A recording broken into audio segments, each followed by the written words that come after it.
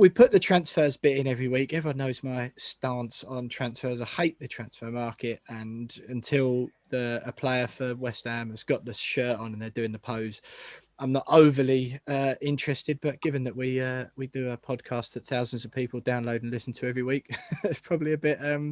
We probably owe them a little bit of information on it. Tom, Jesse Lingard seems to be the main one, play an attacking midfielder, which I don't think we need at all. It just seems another one of those signings just because he's been good for a big team before. No one else is interested in him, but we seem to be the only ones that are.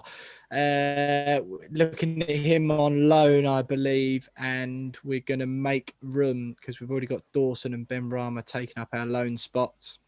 We're going to make room by making at least one of those deals permanent. You think it's Ben Rama?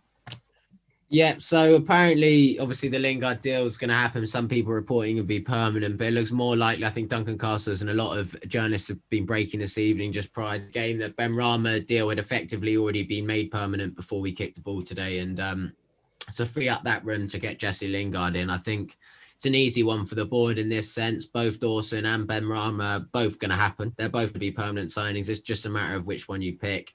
But also the rumours coming out of the club are quite positive, and the fact that doing that and paying for Ben Rama isn't going to affect the striker search, and we should still be hoping to see one come in.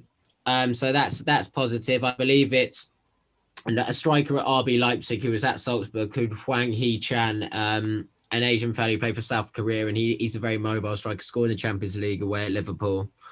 Whether or not he'll get much game time if he does come in, who knows? But those two look like the most likely, and I think particularly Lingard's very close. If we'd done that with Ben Rama and we've overstepped the gun and we paid that money up front, we wouldn't do that without knowing that Lingard's effectively done.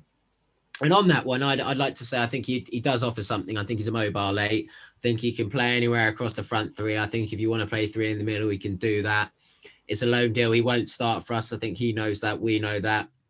And he's got a lot to prove. I know it's the typical thing with him is he is still young enough. He's 28, can come in here and he wants to move down south. I think something's gone wrong with his family.